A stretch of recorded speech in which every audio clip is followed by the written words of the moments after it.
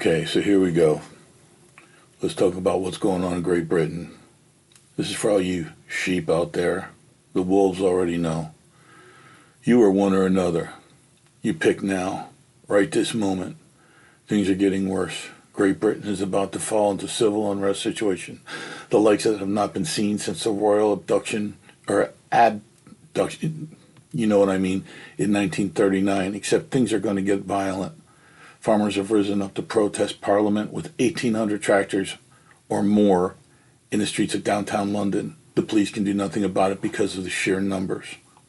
The truth is, British citizens are starving or freezing every day. They have to choose their poison, freeze or starve. Their government is doing nothing to help unless you consider housing, feeding, clothing, and keeping the immigrants warm helping. The naysayers will deny it, but to accept the truth would mean they would need to change their way of life. The wealthy and well-established are more busy looking at the page 3 girl, and if you've ever spent any time in Great Britain, you know what that is, than helping their fellow man. It's pathetic. It's as pathetic there as it is here. Sorry. Having trouble getting started this morning. People are starving because Labour, the democratic-ish party there, has chosen to abandon their citizens and feed and house the immigrants pouring into the country. This should sound familiar unless you're living under a rock or in a cave. This is tones of the New World Order conspiracy theories.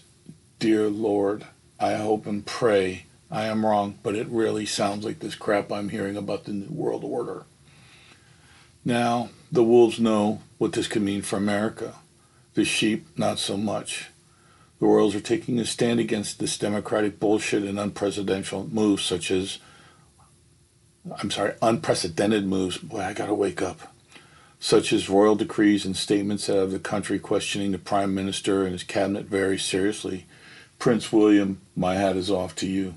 King Charles, for the first time since you took your position, my hat is off to you. You're doing something for your people, and I highly respect this, and I hope everyone else does. Those that are opposed to it, again, go kick rocks. They need to protect their people, not the immigrants. This is what is going on with our government. Only the people there chose to rise up. They chose to rise up together. Different groups are rising up, and except for Antifa, God, Antifa just clings to anything they can to have a reason to throw rocks at police. I hate the cowards of Antifa. Sorry, got off track there a little bit. This is what is going on with our government. Only the people there chose to rise up together. They have united against the far left cowards in their heated homes with full pantries. Look at Starmer, the Prime Minister. He isn't starving. Actually, he's putting on weight. They are sick of the British people, the population, the citizens, the hardworking citizens of Great Britain are sick of the immigrants. They're sick of the government's choice to feed and house the immigrants over their own British citizens, and sick of the Prime Minister's non-acknowledgement of what the situation has become. For the sheep out there, this country's next. We're not far behind. Our citizens are watching this and opening their eyes. Now, you can fall into the democratic malaise and pretend this is not happening, or will simply fix itself the next time a Democrat takes office. Never. Yeah, read between the lines.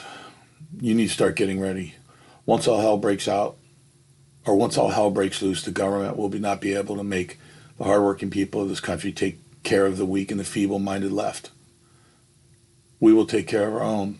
Those proud to embrace the flag, kneel before God, and know who we are. We're not going to be wearing skirts. We're not going to be getting something cut off one day to be something else. We're not going to be wearing blue hair. We're not going to be doing facial piercings all over the place and crying we can't get a job, looking like a pincushion. It's going to stop. We're going to have a reset. But it's going to probably get ugly for the reset to happen.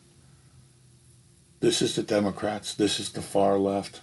This is you crying, whiny bitches working in coffee shops.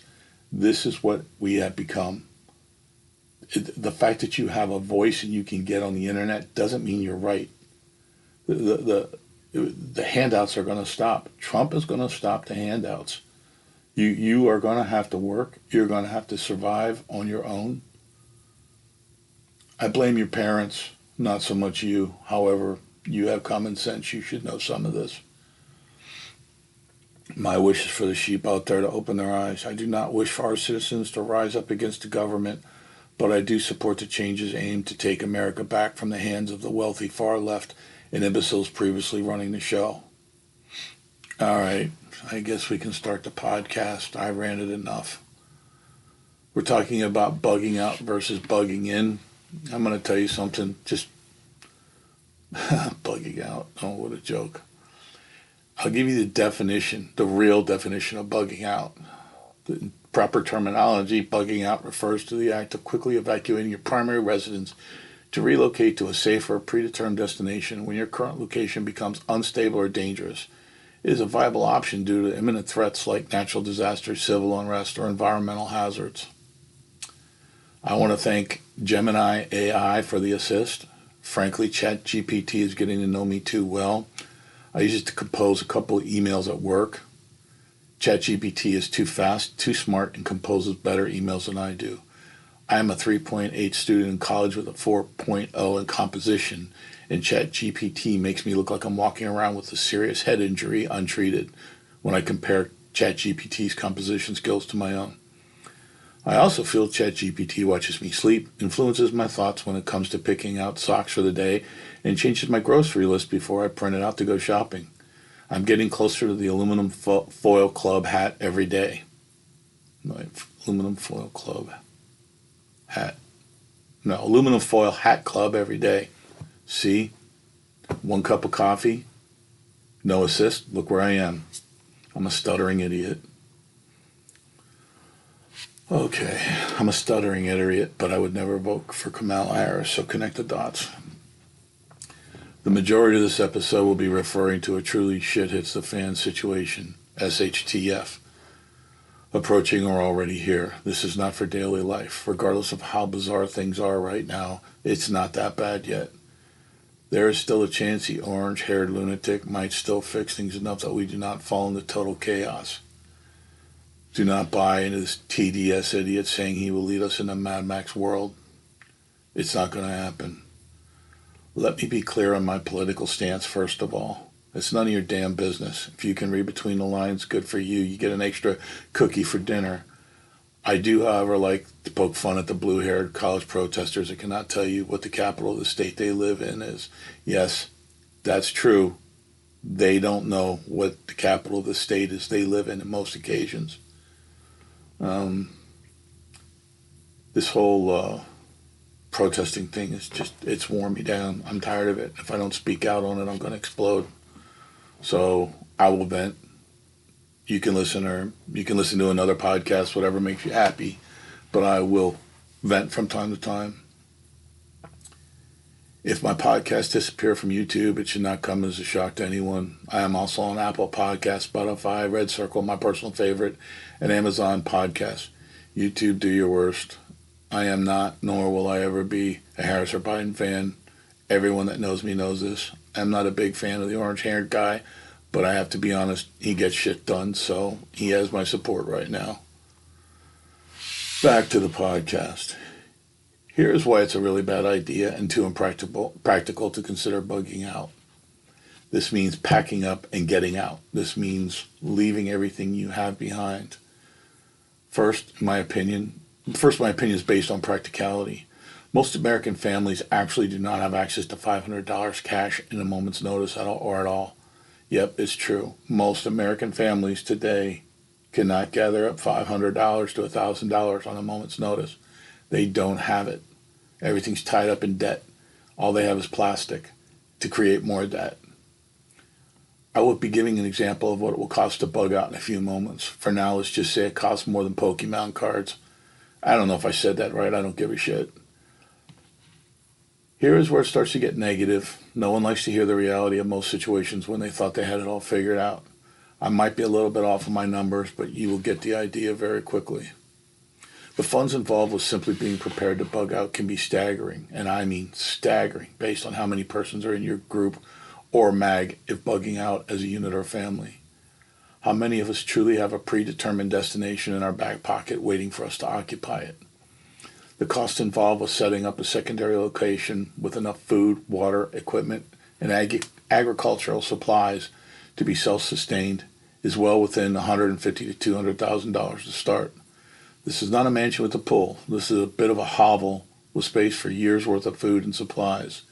You would need to purchase the land, maintain it, clear it, build a shelter, the hovel I spoke of being a house or cabin, drill a well, set up a pump and water testing system, set up a sanitary system for human waste and trash that is produced, then stock it with enough supplies to maintain your group for a year, 2 years. How long? What happens when you run out? Do you really think you can grow enough food to keep 4 or 5 people fed? Can you farm? Farmer Joe, you might be able to do it, but Stefan working at Starbucks is never going to be able to keep himself alive. Let's be honest. Can you cut as much firewood as this would take? You would be cutting wood to stay warm. You'd be cutting wood to cook. You have no idea what's involved with living in the woods. Are you prepared to take pets along if you have them and enough resources to keep them alive? Think of it this way. A cheap 45-pound bag of dog food is right around $45 if it has enough of the proper ingredients to keep your dog alive and healthy. If it lasts 4 weeks, which it should, that's an additional almost $600 a year. Plus you have to get all the supplies, everything, to this location and store it in a way that it will not go bad. You will not be running a PetSmart or Walmart for more food, placing orders online or anything like you're used to doing. What you get to that location is what you will have. How many years of dog food are you going to stock? Are you prepared with a backup water resource? So on, so forth, yada, yada. How remote can you afford to be? Here's where it gets really crazy.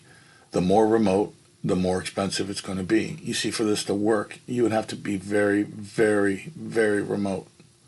To be truly off the grid, you would need to be airdropped in your location with no roads leading up to it. I hope you can see where I'm going up to this, or where you can see where I'm going with this. So let's take inventory so far. We have $150,000 to $200,000 remote location.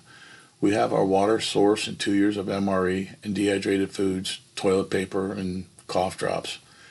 The additional food and cough drops is going to be probably $30,000 to stock food for a larger group, 4 or more for a year. Now this is because the prepper shit's expensive. You can go a lot less than that, but you'd be carrying a lot of canned food. And to get that up there, you're not going to be backpacking to some remote location 5 miles off a country road. That's 2 years of stuff you should have if you're going to be going like this. Well, let's face it, Stefan, you better learn to farm chickens, raise food, grow food. And let's look at the other side of it. You start growing chickens and goats and I don't know, whatever the hell you want to eat. Are you up to the task of butchering and killing them for food? How are you going to store the meat? You don't have electric. What are you going to do? Are you going to make everything at once? Are you going to dry all the meat? Have you even thought about any of this? For all you whackers and newbies out there that think bugging out is the answer, you need to take this shit into consideration. So let's get at it so we can keep moving on to the good news. One of the problems, or the biggest problem with the newbies and the whackers, is there's always an ill-thought reason to bug out in most people's minds. It's an imaginary option because they're not willing to face the reality of what could be coming. So these newbies and whackers make up their fantasy escape location, help deal with the efforts and the reality of the real situation. They talk about buying land up in the woods and talk about clearing land and talk about dragging a trailer up there. God only knows how. But they never do it. They never do anything. They'll buy a box of MREs and a couple 5-gallon cans of water and still talk about their fantasy location. But the truth of the matter is all they're going to do is bug in. If this is wrong, no, let's face it, I'm not wrong. This is one of the few times I'm right. Of course, all of this is fueled by the TFPs who are glad to help you make this dream come true by asking you to hand over your life savings to them to purchase all their crap. The majority of preparing newbies and whackers is based in fantasy. This is where the TFPs and fearmongers get you. You sheep better beware. You're all wearing targets. You know, they're going to get you. If you're dumb enough to buy in all this crap, they will take advantage of you. I mean, how many of you sheep out there, whackers or newbies, are sitting there thinking about all the crap they bought and how they can't actually use it already? You know, do you know how to use it? Is it still in the box? You know, I stop listening to these lunatics. The thing you have to ask yourself is it even feasible to attempt this? Feasible, not feasible. Man, I need another cup of coffee. The real numbers to prepare, like I said, are probably over $200,000 if you have a real group with more than 2 people. Yes, everyone can chip in, but say it's a group of 4 adults with their children. Now you brought the price tag up to about $300, $325. Divide that by 4. Are all 4 people in your group going to be able to fork that over? Probably not in this society. Unfortunately, fearmongers and TFPs have most people that are dipping their toes into the world of getting prepared, thinking step number 2 in survival is bugging out. In reality, it's more like step number 46. You cannot allow the fearmongers to get in your head. Don't get me wrong, they will sell you what you need to stock your fantasy location, but where are you actually going to go? If it's truly a shit hits the fan situation, how can you be sure you want to go, where you want to go is any better than where you are now? You aren't there yet. You don't know. Say you have the perfect bug out location somewhere in the mountains. Do you realize unless you have a private helicopter, so you can add another $250,000 to your price tag, plus, you know, flight lessons and all that good shit, in your backyard big enough to move your entire group, supplies, and, you know, dog food, you most likely will not get to your location if you do not leave early enough. So that means you would be abandoning everything, job, friends, NFL football, to go to your fantasy location before anything even happens for real. Are you prepared to do that kind of thing? Really, even if you have the money, are you prepared to do that? Think about it. Think about this. A commercial helicopter pilot with a helicopter that you would use to go to your location. If shit's hitting the fan, if bullets are flying and all hell's breaking loose, is he going to take you and your family up to this location while his family sits in danger? Or do you think since he knows where he's going or where he's supposed to go, he might take his family and go and occupy your location? It's too far for you to go. You're not going to get there. Maybe he'll take his family. Maybe they'll go survive. Maybe you'll sit at home and watch SpongeBob until the end of the world falls down around you. You know, I wouldn't take you. I would take my family and leave you sit. I mean, I'd feel bad about it. You know, maybe skip dessert that night, but that's about it. I'd be fine. I'm doing what I have to. What's yours is yours until it's mine. We'll get into that later, but what's yours is only until I want it to be mine. Keep that thought in your head. If the shit hits a fan, no one is safe. The field of honor is going to be gone, and it's every man for himself, or at least him and his family. So if you have the perfect shelter and hesitate to leave before things get too bad, all of your efforts will have been in vain. Now, a more practical standpoint, you could have a predetermined location that you could drive to. You can tell yourself, no one will find us. It's too remote. They're just not going to find us. We're way up here. Well, here comes the harsh reality, Buttercup. You were able to find it. Why couldn't someone else find it? Why couldn't someone else see those fresh tire tracks leading off the road? Why do you think you're the only person gifted enough to find this location? You're not.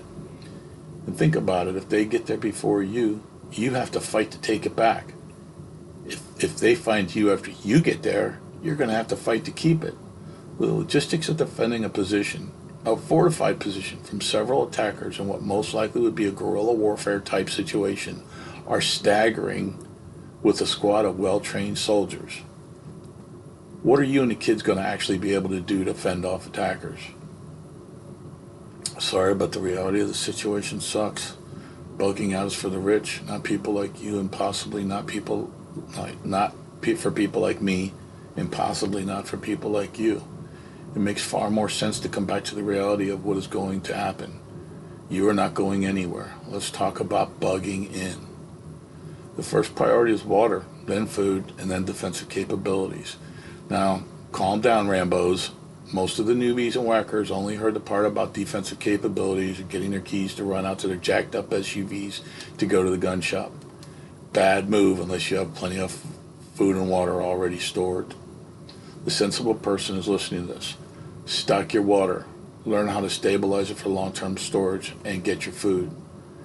There's a science and art to survival situations. I heavily recommend canned goods. Food you can eat out of the can. You do not want to be heating food in a dangerous bugging situation. Smells of heated food will drift and linger. You do not want to advertise that you have food stores in a shit it's a fan scenario. Remember that. Heating food, smell lingers. The smells will betray you every time.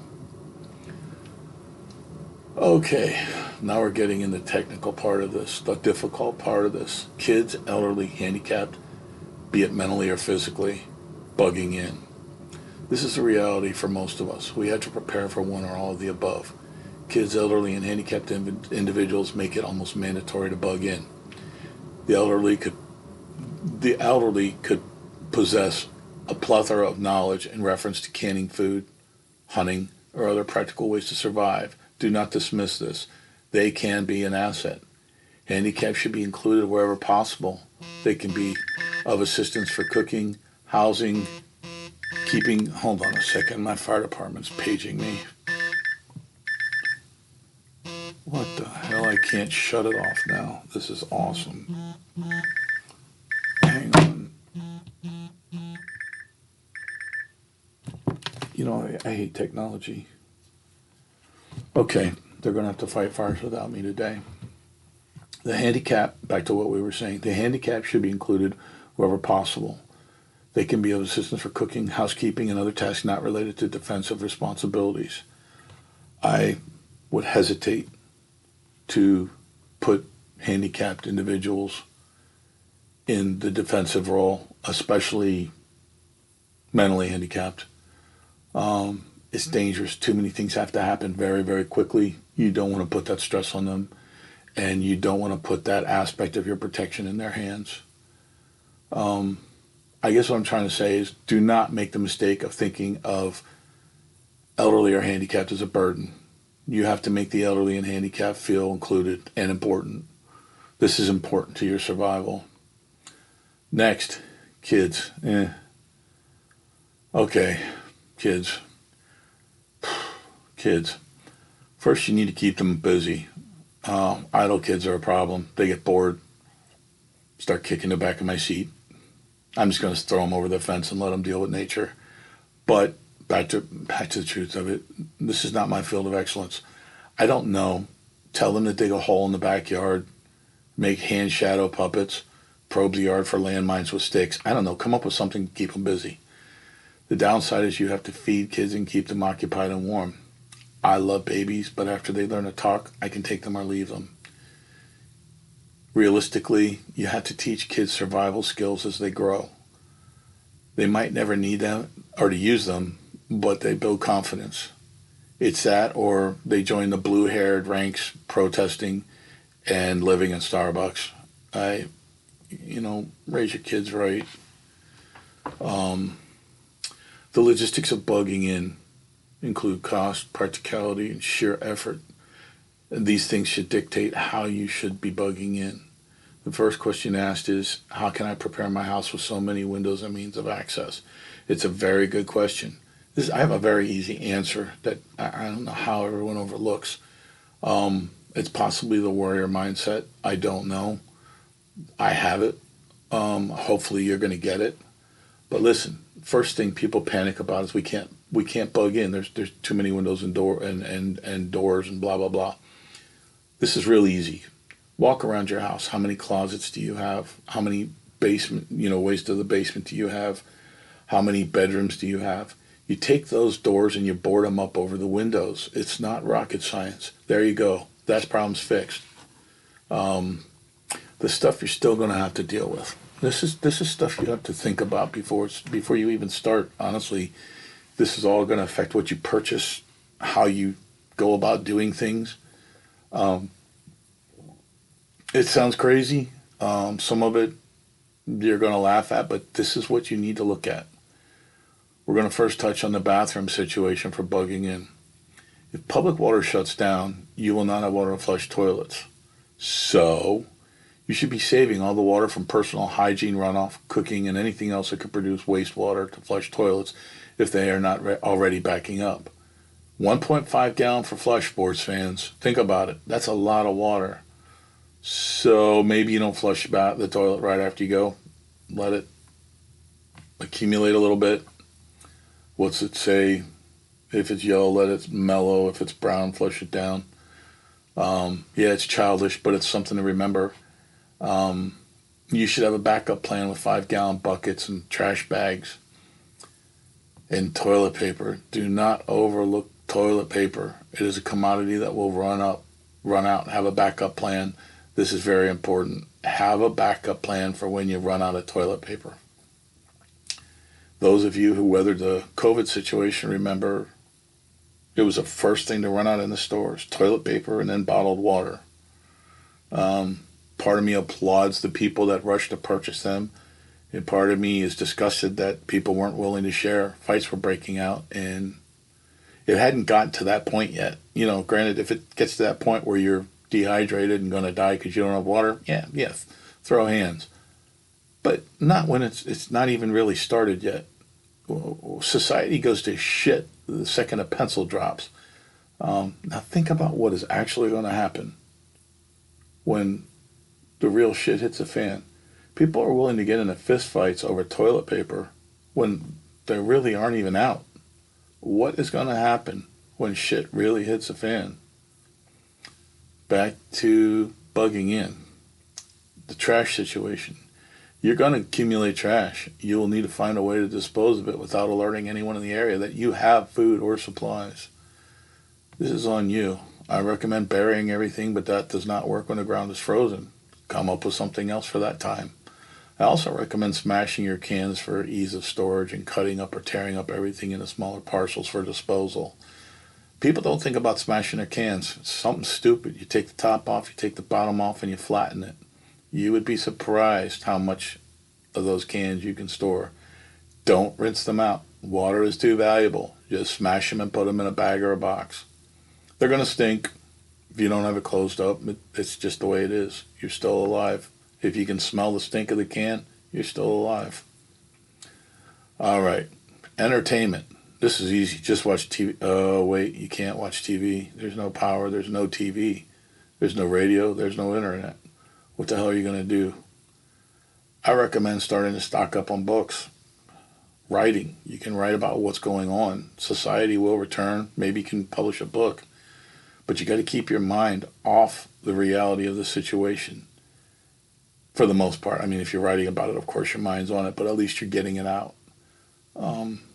Fishing up close to a safe water supply is very, very productive. You get your mind off of what's going on. You're actually getting food, and you're just not doing the normal cutting wood, walking on a fence line looking for someone to try to break into your compound. You're actually doing something. But whatever you do, don't just sit and think. You will go insane or fall into depression. You will be useless or worthless, or worse, a burden like the far left college student living off grants and daddy's money. I highly recommend not bringing anyone far left into your mag. God, I'm doing it again. Sorry. I'll try to control it. Overall housekeeping. Your living quarters will need to stay remotely clean. You'll be overrun with insect, roaches, and rodents if you cannot keep things cleanish. The main things to keep policed up are food particles, sugar, anything that you could eat. Don't forget, rodents are going to be looking for food that time, especially in the winter. You are going to be inviting all the shit you don't want in your living situation if you don't keep things at least a little bit clean. Cleaning responsibilities should be shared with everyone, and they should never be overlooked. Defensive responsibilities. Okay. Defensive responsibilities. Okay, whackers and self-proclaimed commandos. Keep your hand out of your pants while we talk about this. This is the reality of the situation. I know you want to just go play with yourself in a corner when we talk about guns, but no. You're going to be helping to clean up. You're going to be helping to gather firewood. You're going to be fishing. You're going to be performing other duties. No one is a self-proclaimed defensive responsibility commando, and that's all you do. So keep in mind, you will be sharing responsibilities, and you will be sharing defensive responsibilities with everyone. If you are not cleaning, digging a new latrine, or preparing food, you should be on DRs, which are defensive responsibilities. Persons performing DRs should be going into it fresh and well rested. You never put fatigued people in that position unless it's an absolute necessity. Defensive responsibilities should be rotated as often as possible to keep people fresh. You should never give someone a weapon and tell them to walk the perimeter if they're not trained on defensive responsibilities and with the weapon issued to them. There should be no defensive responsibility, only one person. Everyone should share in this responsibility. Firewood, being that you can't just flip a switch anymore to turn the heat on. You will never have enough firewood. You will run out of propane if you are using that to cook. One of the rules of preparing is if you need to have 4. There's a There's a geometric progression, and I will not get put into the bad idea of we have enough of this. Firewood is one of those things, I'm sorry, not bad idea, bad notion of thinking you have enough. Firewood is one of those things that you're going to use constantly, and it's going to deplete so quick it's going to make your head spin. Now, when you have fresh cut firewood and you're stacking it, it doesn't go out in the open in plain sight. That is a beacon to everyone around that there's somebody there. They're cutting firewood, which means they probably have food and water to cook. You're giving your position away. Firewood is not the kind of thing you leave out in the open. Just keep that in mind. I think the last thing I want to touch on is gossip and rumors. They're going to become an issue if you're in a larger group. This will happen very, very quickly due to the infinite informational void that you can't fill because nobody knows what's going on. This is unfortunate in human nature. You need to smash this before it gets out of hand. Nobody spreads rumors. You should not have people in your group that would spread rumors. You should pick your mag very carefully. You can't pick family. Unfortunately, you're stuck with them, but you better keep it under control. Now, this is just the intro to bugging in. This is to give people the idea that bugging out is a shit idea. It takes more logistical planning than most of us are capable of. You would need a real mag to be able to plan a successful bug out. And keep in mind, when you leave your location, your house, your cabin, wherever you are to bug out, when you return, there's probably going to be somebody else living in there that knew to stick around, that wanted something better than what they had. You've surrendered it. It's not yours. There's going to be no law or police to call to say, hey, they took our house, can you evict them? You've surrendered that location once you bug out. You need to keep this in mind. There are so many negative aspects to bugging out. In some cases, the only thing you're going to take with you is what you can carry on your back. The unpleasant truths are you might have to turn your animals, your pets loose to the wild, flush your fish down the toilet, whatever. You might not be able to take them. You're barely going to be able to carry enough food for you. How are you going to be carrying food for your animals? It's a truly, truly oh shit situation when you bug out. I don't recommend it. It should be your last move. And you need to face the fact that if you are bugging out, it's probably already over. You know, you still got your survivor mindset and your warrior mindset. And you can fight and you can survive, but not everybody with you will. It's very unpleasant, but it's true. I recommend bugging in. I'm in a situation where we would have to bug in. We don't have a choice. To be honest with you, it's a hell of a lot easier to prepare for bugging in. I'm not looking for the easy way out, but in this place, common sense prevails, and I'm being rewarded because, like I said, it's so much easier to bug in. Choose wisely. And Remember, in the immortal words of Joe Pesci, never go to the drive-thru. They fuck you at the drive-thru. Y'all take care. Be prepared. Don't listen to these TFP lunatics. Don't fall into Trump derangement syndrome. And don't let the fearmongers get into your heads. Just think, act, and keep faith in the Lord. You might lose faith in your government. That's understandable. But don't lose faith in the Lord. Talk to God. Talk to God every day. Atheists, I don't care. Pray to a tree. Whatever you got to do. Pray to something. But keep your faith. Stay strong. More podcasts will follow. I hope you enjoyed this one. Don't forget, there is the option to donate. The bottom of the page, somewhere, there's an option to donate. It would help. This podcasting is actually getting more expensive than I thought it would be. I'm not going to stop, but it would be nice to have a little bit of help. If you are not in a position to help, don't. I'd rather these podcasts get your mind off the reality of financial burdens for a little while than you worrying about getting money together to chip in. Don't. I don't want your money if you don't have it. Just use common sense in what you're doing. And like I said, stay prepared the best you can. Shit's coming. You need to be ready. Be well. God bless.